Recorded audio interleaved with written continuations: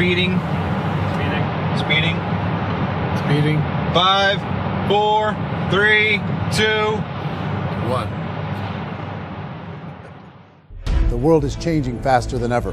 What used to take decades is now taking years or even months. What you see right now is the illusion that people have had for many decades about the workplace being this secure place to work the rest of your life. For the first time in the history of our nation, our children will not do as well as us. We've seen our friends get laid off. We've been laid off. We've had our pay cut. People are overworked and underpaid. They seem to have less time and less freedom. They live under constant pressure. This is going to be forced. And so even if your employer loves you, they may have to cut you. There's something wrong that on Monday morning, the heart attack rate increases by 35%. Technology is accelerating, job security is declining. It just doesn't seem like the old models of making a living are as reliable as they used to be. Every aspect of our lives, there's a better way out there, but we're still doing it the old way. We live in the greatest country on the planet, and there are a lot of people sitting around complaining and being cynical. Like everyone's whining about this old model, and I'm like, why don't you leave it? Look at all this over here. Look at all this opportunity. Since so much of our lives revolve around our work and the way we make our living, many people are thinking there just has to be a better way. The biggest challenge facing our world today is not making money, is what are we going to do with all the displaced, unemployed people? People are afraid that they're going to make the wrong decision. People are afraid of the unknown. People are afraid that maybe I don't have the skills. Hey, sports fans, industrial age is over. It's dead. It's dying. That's why going to school to get a job is an obsolete idea. A steady paycheck is an industrial age idea.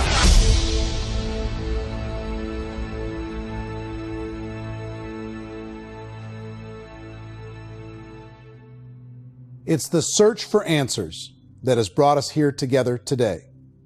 My name is Eric Worre, and for almost 30 years I've been an entrepreneur, struggling at times, but ultimately succeeding. As a best-selling author, speaker, and business owner, I've spent my entire career helping millions of people around the world to become entrepreneurs. And I believe strongly that there is, in fact, a better way when it comes to how we make a living. The career landscape has changed dramatically, and many are still working in a model that is completely out of date. What worked for previous generations isn't working as well for people today. In this film, we're going to explore 3 important questions.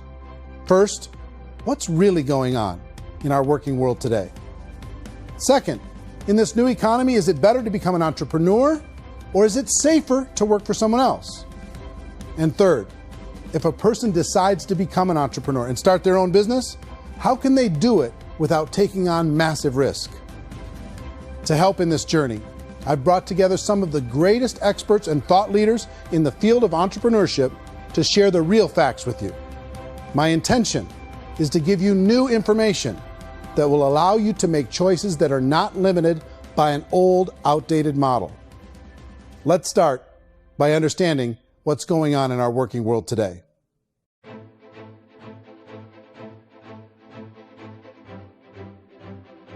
Let's look at unemployment. 30–40% of the people are honestly not working, but would be working. What our government does is if you haven't found a job in 6 months, we don't call you unemployed. We pretend you dropped out of the labor force. I've often said that unemployment, particularly structural unemployment, that's unemployment due to technological changes, is the first sign of economic growth. Think of it, 10 people live on an island. They go out every day and fish. One day, new technology shows up. A missionary brings them a net. Now, using the net, one pilots the boat, one throws the net. 2 fishermen can do all the work 10 used to. That's a 500% increase in productivity, 2 doing the work of 10, in one day. You don't have to learn a lot to learn how to throw a net instead of throw a fishing line. The island's got a big problem, 80% unemployment. But the island still has all the wealth of the fish because the 2 people produce as much fish as 10 did. Now, of course, looking back in history, these changes used to take thousands of years. And during that time, we went into farming and transportation. Some of us became doctors and some teachers and lawyers. And we developed all these new professions and new manufacturing jobs. Today, these changes are occurring literally in one day when a new technological advance occurs, and we don't have the social structures to deal with it or to retrain the unemployed people. So one of the things that I think is interesting as I travel across the country and really travel around the world is the way that we work and the way we get paid for work is changing pretty dramatically. On a global basis, everything is being turned upside down because of the rapidly advancing technologies. They are eliminating many jobs, and we have been left with many people not prepared for the jobs that exist. A lot of demand in public companies was to squeeze out all the fat and to get just as much margin as we possibly could, and fat equals humans. So this idea of job security in information age is so obsolete, but it's still taught inside our school system. And that's where the problem starts. There's no financial education in school system, and people are still trained to be employees who work for that paycheck. This is a chart on the middle class. What's happening in the middle class, those that went to school, their incomes have been coming down for years. And parents still say to their kids, go to school, get a job. Now what happens to all those middle class people who are dropping off the ends of off the chart? Well, they become what's called working poor. And this is what happens to working poor. But they say poverty is ending. Well, poverty may be ending, but working poverty is going up. And this is food stamp usage. So food stamp usage in America is going through the roof right now because people cannot earn what they call a living wage. Most people have experienced financial pressures that I think are probably greater than they have been in the past. If you're not working for yourself, then it's going to be a pretty hard road for a lot of people. Today, if you're going to control your future, the 40-40 plan is gone where you can graduate from college and get a job and work for 40 hours a week for 40 years. That day is gone. So some of these charts actually tell you what's going on. And this is a really interesting one, you know. People are going back to school because if I go back to school, I'll get a nice job. But this is what's happening to, it's called Sallie Mae, which is the student loan guys. Student loan is going through the roof. It's now over $1 trillion, and student loan debt is worse than credit card debt. So when people stopped using credit card, the government got people into student loan debt. And the problem with student loan debt is you can never be forgiven. See, with credit card debt, you can declare bankruptcy and all's forgiven. But student loan debt, you can declare bankruptcy, you still owe it. It's the worst of all debt. But this is the next picture. Look at this chart here. This is what's happening to wages of college graduates. It's going down. So you go to college, you rack up all this debt, but you earn less money. Now, that's not that intelligent. Average person who's been working a lifetime in America today is ending their lifetime at 65 with about $41,000 in assets. They earned just enough to survive. I think in the United States we have something like 17 trillion in debt. That's just the federal government debt. We got another 2 in municipal and in other, let's call it almost 20 trillion government. We've got 40 trillion in private debt. That comes up to close to 60 trillion. When you then add something we never had before, what you were talking about, when we look at the unfunded portion of Social Security and primarily Medicare, Medicaid, that at the most conservative estimates from outside firms, Kleiner Perkins, 67 trillion and growing. That's more than all our other debt. There's less conservative estimates that say it's 84 trillion or higher. I added up conservatively $127 trillion in total debt. Debt is a financial drug.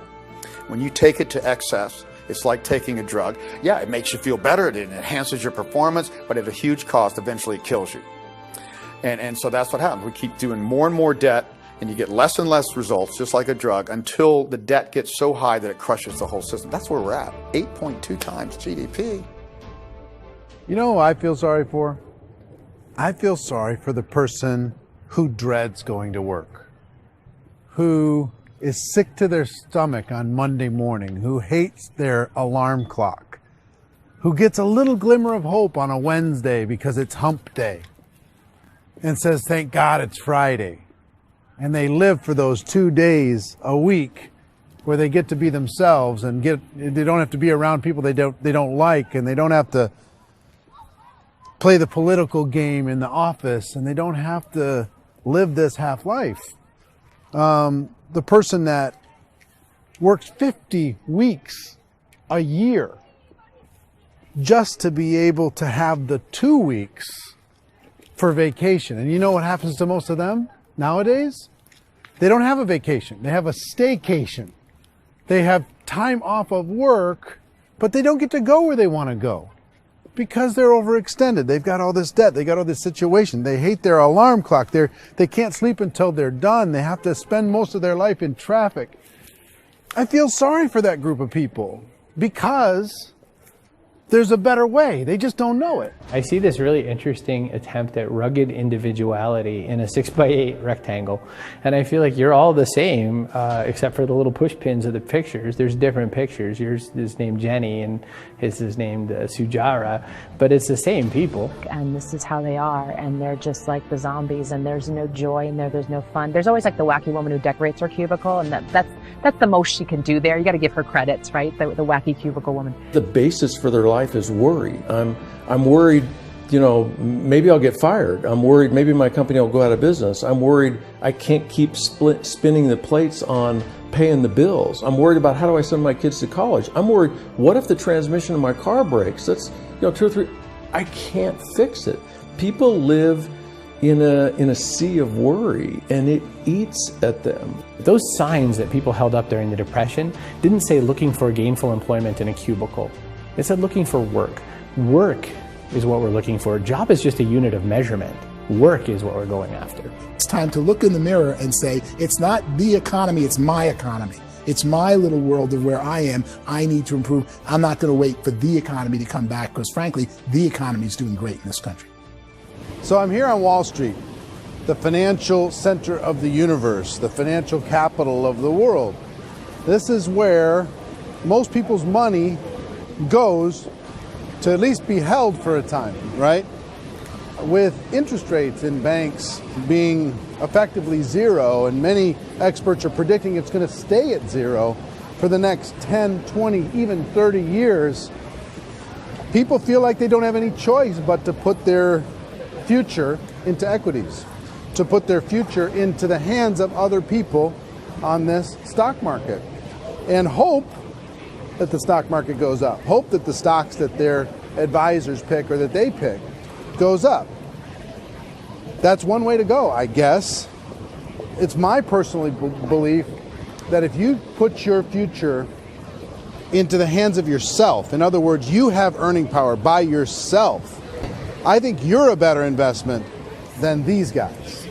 I think you controlling your future is a better option than handing over your retirement to these guys. The average household income in the United States is approximately $50,000 a year, what they call the middle class. To reach the top 25% of income earners, you'd need to earn at least $90,000 a year. To reach the top 10% would be a household income of $140,000, the top 5%, $190,000, and to be in the top 1%, you'd need a combined household income of at least $380,000 a year. So here's the question. What do you think would give you the best chance to move up and get to the top 10%, the top 5%, the top 1% or beyond? In my opinion, and in the opinion of many, many experts, the answer is to become an entrepreneur, to become your own boss. I think you have to be a business owner. I can't, the only time I ever say to someone it'd be great to be an employee is when they've already told me they've surrendered. I only tell people who are wounded spiritually that they should be an employee. And it's that feeling that you get when you pick up the backpack off the little Cub Scout and say, "Don't worry, little guy, we'll get you back to the camp."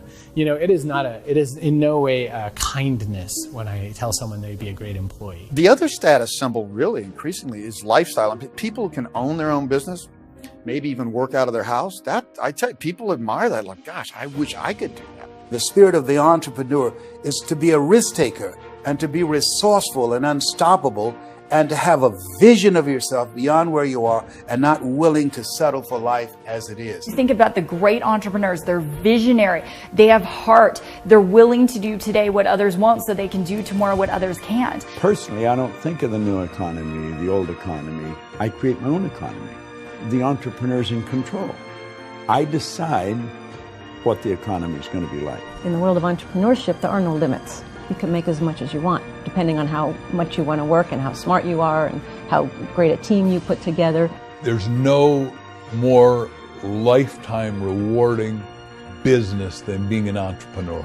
Why in America, where anyone could be anything, would people want to give up their freedom and become effectively a modern-day slave, told shut up and be here every morning at 7:30, leave at 5:30, and do what I tell you? If people decide to become an entrepreneur and work for themselves, they have some traditional options, but they're riskier than you might think. Any kind of a retail business, retail build-outs, is extremely expensive. Even just these small little yogurt stores where they're putting little yogurt machines and you get all the different flavors, you're spending $200,000, $300,000, $400,000 to open a yogurt shop. I would love to buy a Dunkin' Donuts, but it's $500,000 or so to start. I don't quite have that just-in-case money. Risking lose it all, and most guys do 2 or 3 times, and even big guys like Branson, because I'm such a fan of his, half his companies don't work. If you make $1 million, your problems are going to go. If you make $1 billion, your problems are really going to go. Just the opposite. You and I know when you're making $1 million, you got $1 million responsibilities. You make $1 billion, you got 1,000 times $1 million responsibilities. And most people say, I'd love to be my own boss. 70% of Americans would love to be their own boss, according to recent polls. But they don't know how to get there. Because what are you going to do? One, you could buy an existing business. If somebody's selling an existing business, you have to ask why. Usually because it's probably hard. It's probably not making as much money as they hope. 2, they could buy a franchise. A little less risk, proven system, but it's expensive to be able to do that. 3, they could start something from scratch. And that's where a lot of people feel like, I don't have the chops to do it. I don't have the money. I don't have the product idea. I don't have the expertise. I don't have whatever it's going to take to be able to get there, and I can't risk my family to do it. So, 4th, they could become an investor.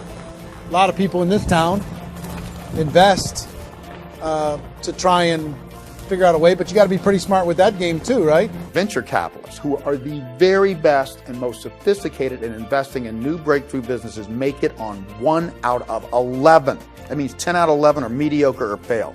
Most of them fail. That's the risk there. An angel investor is lucky to get 1 out of 15 or 20. A business is a team sport.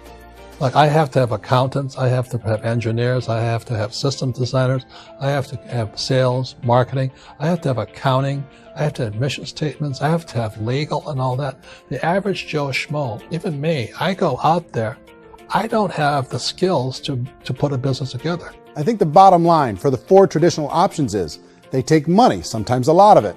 They take expertise, and they take time. All of that adds up to just too much risk for most people. I bought a business from somebody else and it was a lot of work, and you start wondering, what did I just buy? Because I guess ultimately I own your email list and I just overpaid for it. People that start their own business, they spend a lot of money, they spend a lot of time, a lot of effort to get things started. And the more you invest on the upfront, the harder you typically work at it. I can tell you what the success rate is of a restaurant. What is it? They're crazy enough. About 90% of them fail. About 90%, in how quickly? Year or less. Wow. And if we're talking non-franchise, we're talking franchise, Sure. That's totally different. Yeah. But our students aren't getting franchise restaurants. You got to invest big money. Exactly. And with someone like McDonald's, you've had to work with the company for a long period of time, really know the To even have a business. chance at investing $1 million. Have a chance, and it's a slim chance. What if there was a way that you had all the proven aspects, the comfort aspects, and you could still control your own life? What if there was both? In other words, you didn't have to create everything from scratch. You didn't have to be a super leader. All you had to do, what if there was a proven product already? You didn't have to create the product. And there's a proven system already, proven training already. Everything except an employer. That was the only thing that you didn't have. Do you think more people would be open to working for themselves in that environment?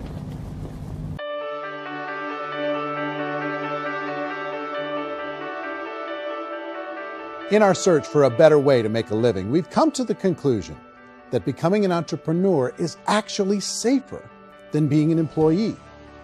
And through our look at the entrepreneurial options, one particular path kept coming up from expert after expert. And I think most people will find it surprising because it's certainly a non-traditional business model. That model is for people to start their own business and become an entrepreneur through the creation of a network marketing business. Some people call it direct selling because the product is being sold directly from the manufacturer to the end consumer, cutting out the middlemen. Other people call it multi-level marketing, or MLM, because there are multiple levels of commissions paid. The most common term today is network marketing, because network marketing best describes using a large group of independent distributors, independent entrepreneurs, to move a product or service more efficiently. So my friend here, Donald Trump, and I, we always write about the network marketing industry. And the reason we support the network marketing industry is because it really is a business school for entrepreneurs. Because most people come out of school looking for a paycheck. Oh, that's terrible. I went to network marketing like that. I think if it didn't exist, we should invent it. It is that good. I think direct selling is a great way to do business today. It's very easy to get into that industry, and you can be self-employed, be, in effect, an entrepreneur. When we see multi-billionaires adding network marketing companies to their portfolio of companies, that would be a clue. When we see people who are very famous authors and very famous business people endorsing the industry, that would be a clue. These network marketing companies aren't $50 million companies. They're billions and billions of dollars. They lead the stock market. They're major companies. When we're going to get it? You know, and you're going to school to work for a paycheck. But if you want to be rich, be an entrepreneur. And network marketing gives you the spirit to be an entrepreneur. A traditional company will spend up to 50% of their total revenue on marketing. Network marketing companies use a different approach. Instead of having all that extensive marketing expense, they utilize a network of independent distributors to do the marketing for them. Now, why do they do this? First, because word-of-mouth advertising is so much more effective today than traditional media advertising. Second, some products need to be explained or demonstrated, and an independent salesperson can do that more effectively than an ad campaign. Third, it's completely efficient. The company only pays for the marketing of their product if a sale happens and not before. Imagine if Amazon allowed you to become an independent distributor and paid out 40% of its revenue to that distributor group. All you had to do as a distributor was recommend a product, and if a person bought it on Amazon, Amazon would take care of all the logistics, and you'd get paid for bringing the customer. Now imagine you got paid for every purchase that customer made for the rest of their lives. Well, Amazon doesn't offer this option, but network marketing companies do. 85% of all buying decisions in our society are made as a result of word of mouth or reputation. We're recommending things to each other all the time. You know, who's your dentist? Who's your doctor? Who's your lawyer? What detergent, are you using? What legal system are you using? What product are you using? We're talking to each other about the things that we love anyway. When you go into a big box retailer, you're lucky if the clerk looks you in the eye, much less gives you any detailed or accurate information about what you're purchasing. So of course, this personal information, this education coming from a friend, a neighbor, a relative, or even a stranger, but one who has experience with the product is extraordinarily valuable. As a matter of fact, network marketing can educate consumers probably better than any other form of marketing. It certainly can do better than advertising, because advertising usually has a certain hype to it, and you can only get limited information. So, network marketing trumps advertising. If you were a typical sales company and you wanted to sell $1 million a month worth of product, you might go find 100 superstar salespeople. The quota would be $10,000 a month. So network marketing as a distribution system just flips the numbers. So we use 10,000 happy, raving fans of a particular product, and we don't concern ourselves so much with how much product each one of them individually sells. If they sell just $100 or $200 a month, and there's 10,000 of them, you're selling $1 million to $2 million a month worth of product. And that's the best way I can explain how network marketing works. This is the marketing arm of the company. There's not money being wasted on bricks and mortar. There's not money being wasted on inventory that's sitting stagnant somewhere. There's not of employees standing around that don't have customers. These are people that are going to connect with customers. These companies allow people to become independent distributors for extremely low cost and with no minimum time or sales quota. Essentially, they own their own business and can provide as much or as little sales as they choose. In other words, the distributor gets all the benefits of traditional business ownership without the risk. The advantage of network marketing is the ease of entry, the low risk, and the low startup cost, because almost everything else has very high risk. You can get in for a minimal investment. You're buying into a system that's already been proven, products or services that have been proven to work. The keys to network marketing is providing an opportunity for the masses to get involved, providing an opportunity for the average person who doesn't have the resources to start their own business. All of this so far is fairly straightforward, but network marketing offers another benefit, and it's this benefit that makes it so interesting for entrepreneurs. Network marketing allows a distributor to build their own network of other distributors and then compensates them on the sales created by that entire group. Direct selling is, at its base, very simple. It's the sale of a product or service to an individual on a face-to-face, one-on-one basis, just the way we're talking right now. But there's an important element as well, and that's the offering in conjunction with that sale of product, the offering of an opportunity for someone to make something of themselves. No matter what your social status is, no matter what language that you speak, I mean, look how many unbelievable people are becoming successful that speak every kind of language out there. What an awesome gift to give the world. Instead of having to work your way up in a system and prove that you could be a sales manager, they just decided everybody can be a sales manager. Everybody gets to build a sales team from day one. And so what that brought into the system of growth as a direct selling company is the concept of compounding or geometric progression. Because now you can actually grow sales force very quickly because everybody is enrolling people in their own sales force. People who are like, oh, this is weird, I'm building a sales team, or what do you think you do at a regular company? How do you think a regular company works? Network marketing is the only industry that doesn't say your past determines your future. It looks at your past and says, okay, now what can we train you to do so you can have a great future? Every other employer out there wants to exploit you for what you already know, not teach you something new. Network marketing has the potential to save the United States and the world, because it's going to teach people not to be employees, but to be entrepreneurs.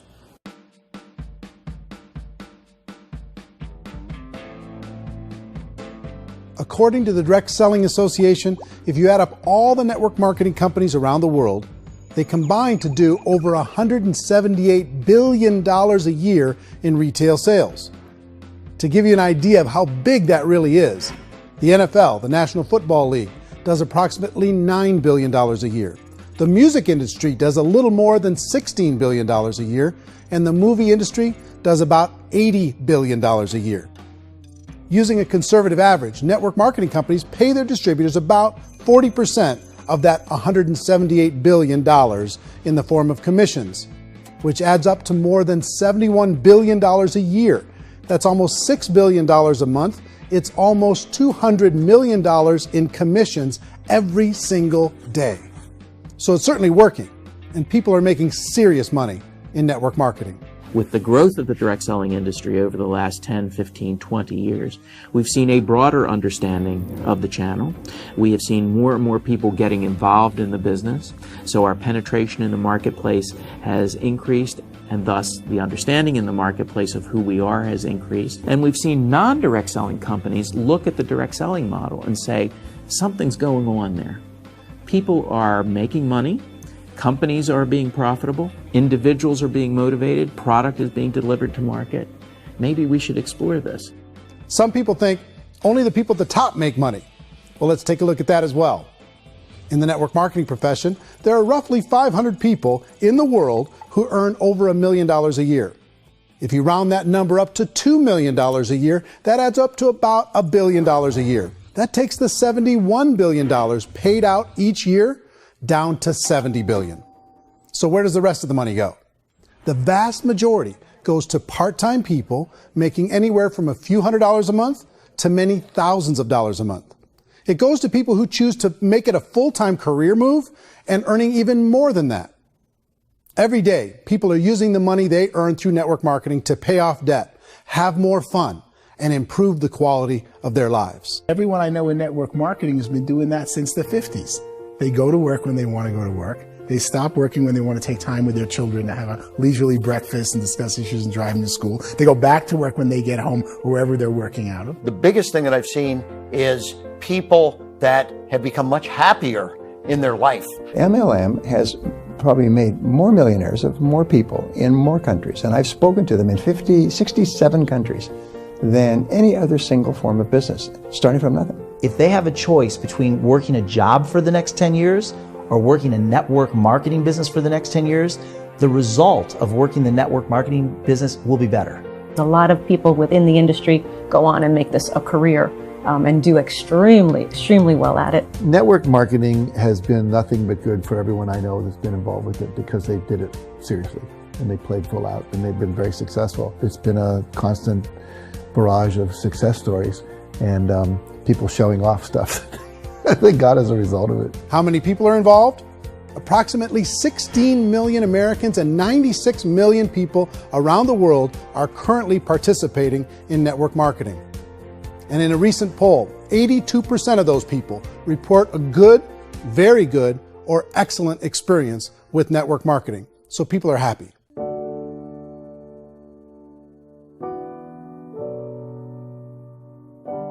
So I've taken a look at the network marketing profession and really tried to understand why so many people are confused as to the validity of this as a business. One is this pyramid shape. People get really messed up with this pyramid. Oh, it's one of those pyramid things. So I just think there are a lot of haters out there who really don't understand the industry and say, oh, it's a get-rich-quick scheme. It's a pyramid. Well, corporate America is a pyramid scheme. You know what I mean? It goes like this. You have thousands of MBAs, let's say working for Ford or General Motors or Coca-Cola. If all these MBAs, they're all trying to get to here, that's a pyramid. Only one guy's going to make it. Every 10 years, one's going to make it. Whereas you look at network marketing, it's like this. So you're here, and your job is to develop other CEOs coming up behind you. So it's an inverse pyramid. In network marketing, it's a very simple concept. If you sell product, you get paid. It is paid based on production. There is no first mover's advantage. There is no investment component where the more somebody spends, the more they're entitled to make. So the two are polar opposites of each other. It doesn't matter what shape the company is or the compensation plan is shaped, whether it's a circle or a pyramid or a triangle or a trapezoid, it doesn't matter. If compensation is coming primarily from recruitment, then you've got a problem.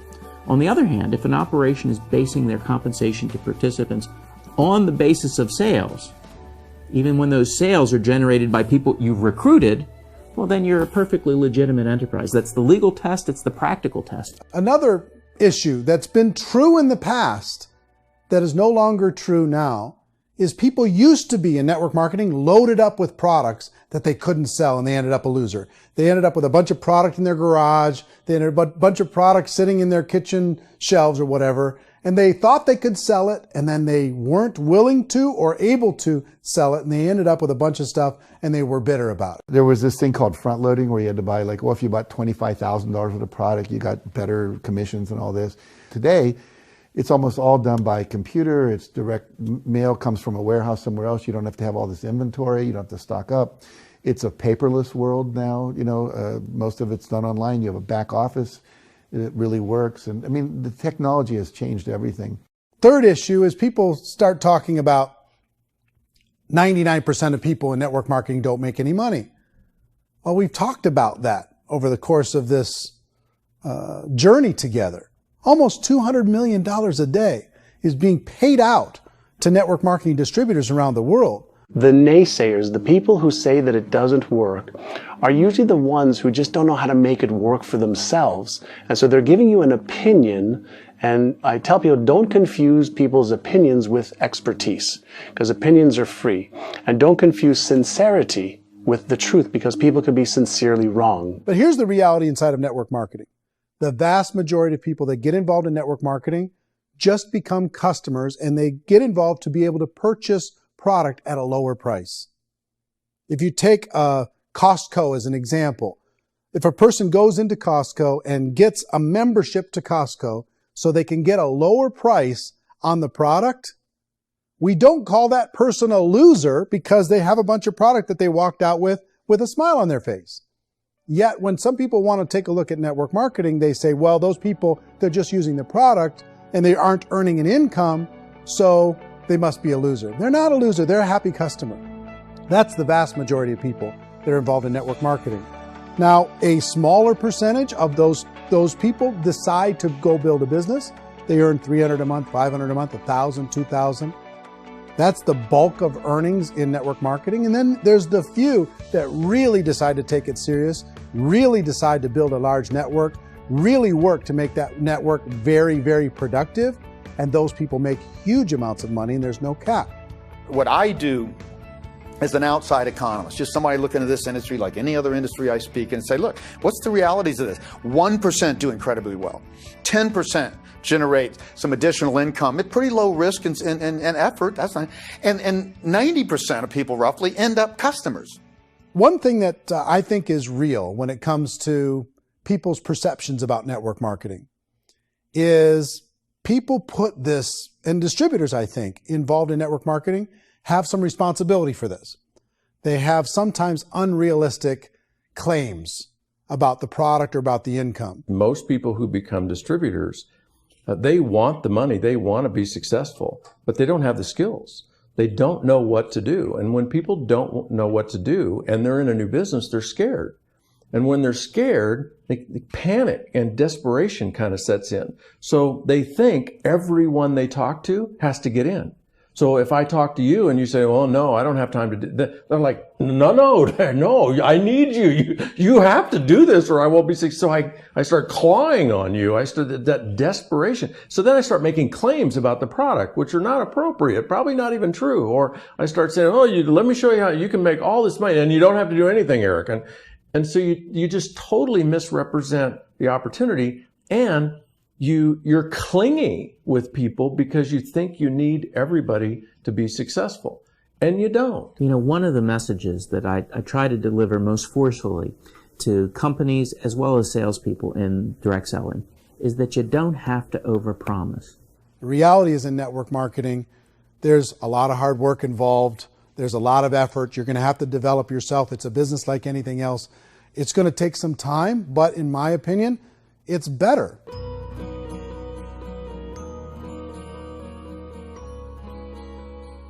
It's light years better for people starting today than it was even 5 years ago. I think it's more widely accepted now, and people understand it is a business. It is being an entrepreneur. It is being a business owner. Our belief system is based upon our evaluation of something. And frequently, if we reevaluate a situation, our belief about that situation will change. The industry has changed and it's grown up. It's totally transformed. You've got young people today that have grown up with social media, and they understand networks. They understand how people are connected through technology, and they understand how money flows through those networks. So when they see network marketing, they don't see it the way their parents saw it. And we've all learned, the larger industry that you represent, has all learned from those mistakes and flaws and errors that have happened early on. Early algorithms didn't work the right way. That's all fixed. It's like when they design a computer program, they design the program, then they run it, and then they go back through and they debug it.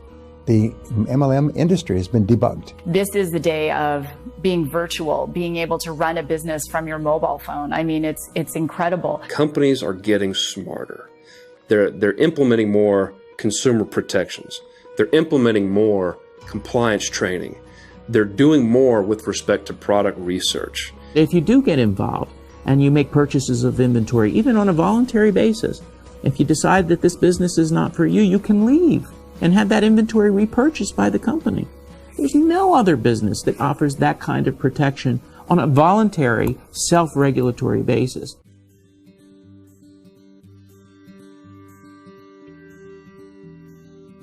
If you decide to look further into a network marketing business in order to generate more cash flow for your family, I would recommend reviewing the following 4 elements. First is the product or service. And on the product or service, I would ask 5 important questions. 1, do you like it? Is it something you would feel comfortable sharing with others? 2, is there a recognized need in the marketplace? It's hard to create a need if one isn't naturally there. Third, Does the product meet that need? Does it solve a legitimate problem for consumers? And fourth, is it priced to sell? Can it compete in the marketplace? And fifth, is it priced for profit? Is there enough margin for the company and the distributor to be able to generate income for the long term? If you can answer the questions on the product to your satisfaction, the next element to consider is the company itself. Is it well run? Do you believe in the founders or the management team? Do you feel they have what it takes to go all the way? See, it doesn't matter how good the product is if the management can't take care of the company. Good management can change with the times. They can handle adversity. They can make good decisions. Make sure you choose a company that can serve you for a long time. The third element to consider is the compensation plan. And with that, there are 3 important things to look at. First, a brand new person needs to be able to generate some money fairly quickly. It may be an obvious reason, but you can probably imagine the ripple effect of a distributor getting involved and having even a small victory fast. That can only help with the overall success of the organization. Second, a person should be able to develop a moderate part-time income in a reasonable period of time. As they develop their network and as their sales grow, they should be able to enjoy more benefits. And third, for the people who are really serious, for those who decide to really go pro in the network marketing profession, there should be the possibility to make a serious full-time income if they work hard and are committed to developing their skills. If you're comfortable with the product, the company, and the compensation plan, the last thing you should look at is the support that will be made available to you. Does the company have a website? Does it have a solid online reporting tool? Do they have comprehensive training available? Do they host events to help you build your business? If you decide to do this, what kind of a support system can you plug into? Choosing a network marketing company is a personal decision. But evaluating the 4 elements of product, company, compensation plan, and support is a great place to start. Is the company promising that you're going to get rich quick or that you can make a lot of money without a lot of effort? That's a red flag. Is there a product that you really believe in that you think can be sold? Or are you being told by salespeople or the person who's trying to recruit you or by the company itself that don't worry about the product, all you have to do is recruit other people into the business? Red flag, warning sign. If you're hearing that, take a second or even a third look. Get to know the customers, the products, the business, have some success, and see where the opportunities might take you to move up in the organization. You want to find out how concerned are they about my education, my training, and my development? Is there a space for me to grow? Most important question. Learn everything that you can about the product. Make sure it's something that you believe in, and learn everything you can about the industry and work that system. You have to be very passionate about whatever that company is doing. I would get involved. You can always test drive anything, you know, the product, the service, the community, and then lean into it a bit. If it feels good, then lean into it a lot. Behind me is the Lincoln Memorial. And this is a place where Martin Luther King Jr. had his famous I Have a Dream speech. And at that speech, he talked about his dream for equality for everyone around the world, and that's a noble dream. But I think more people need to remember what it was like when they were kids and the dream was still alive in them. Before it got beaten out of them by reality, by this paycheck, by these responsibilities, and by having to live for this job to pay the bills. I think people need to remember that, go back to that. Once they know that there's a better way, I think their future is going to be much brighter. They can live a better life.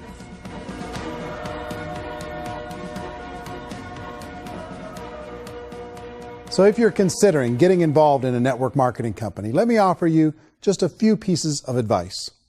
First, network marketing isn't perfect. It's emotional, it's challenging. Like any entrepreneurial venture, it can have its up days and its down days. But if you have an entrepreneurial bone in your body, it's just better. Second, if you're going to do it, decide to be professional. Decide to go pro. It's better to do that than just be this amateur sticking your toe in the water. Third, as any professional, you're going to have to learn some new skills. And I promise you, inside of the network marketing profession, they're not too difficult to learn. Fourth, like anything worthwhile, it's going to take some time. Don't expect that you're going to get to the finish line right out of the gate. And fifth, it's worth it. It's worth it to be able to take charge of your life again. It's worth it to be able to control your own financial situation. It's worth it for the people you're going to be able to spend time with. It's worth it for the things you're going to be able to see and the experiences you're going to be able to experience. It's worth it for the causes you're going to be able to contribute to, the lives you're going to be able to touch, the customers you're going to be able to help, the friendships you're going to be able to develop. I promise you, it's worth it. Remember, most people are searching for answers just like you are. But I do have to tell you the catch to network marketing. If there is a catch, if you want to understand this from an emotional point of view, people say, well, it sounds too good to be true. It's not, it's hard work. But here's the catch. Most people still don't understand it. So you're going to have to endure the loss of social esteem from ignorant people. The uneducated will think less of you. Now, if you can handle that, you're on your way. If that's going to destroy you, you know what? Entrepreneurship in general probably isn't in your future. If you can face that catch, you can become unstoppable. I want everyone to really contemplate this if they're not in network marketing. You're in a job, you probably have a mortgage, you have rent, you have debt, whatever's going on. You're in a prison. You work just hard enough to keep them from firing you, and they pay you just enough to keep you from quitting. Come on! I've been there, done that, and bought that t-shirt. In network marketing, if you run into failure, it's really just a homework lesson for yourself. There's no one to blame. You really have no excuse not to be successful. You just don't. People don't want to hear that, but there's so much available to you. If you want to be a good network marketer, be a student to the people above you, be a fellow traveler to the people on the same level, and be a teacher to those below, and know when it's appropriate to do which. People who are not afraid of asking people to buy things, or not afraid of persuading people with the chance they may say no, these people own the future. Nothing happens until something moves. So you got to go move, you got to go do something, or nothing's going to change in your life. In the beginning, you're going to do a lot of things that you don't get paid for. But as you go down the road, you get paid for a lot of things that you don't do. And your job is rehabilitate the spirit, the entrepreneur spirit in all of us. You get it back. Either give it a strong yes or a strong no, but no wishy-washy, dilly-dally stuff in the middle. There's dreams and there are nightmares, but I believe that the biggest nightmare of all is when you don't pursue your dream. You're going to see some monumental growth in this profession. It's an exciting, exciting time to be involved with the network marketing profession. The next 10 years, I see just exponential growth. When that tipping point comes, it's not a matter of asking somebody, have you ever heard about network marketing? You're really asking them, which company are you building your wealth in? We are here to fix the world, to improve relationships with other people, to improve other lives. And the real reward comes as an entrepreneur in any level from teaching somebody something and watching them soar. There is no greater reward.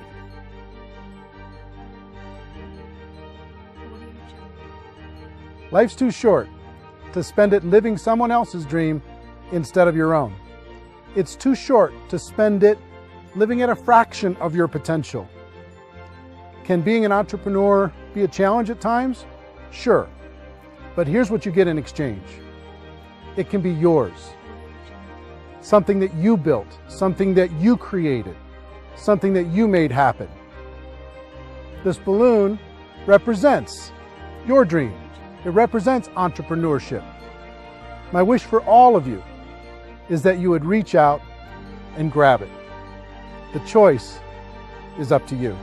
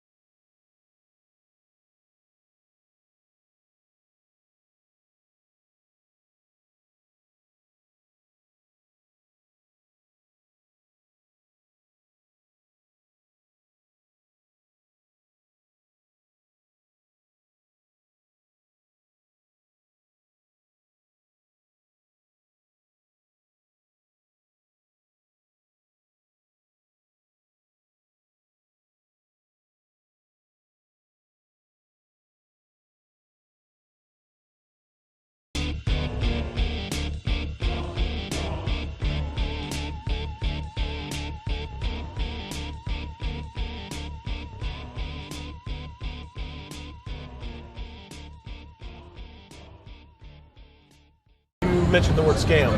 Why did you mention the word scam? The only reason it is a scam is because... That's terrible.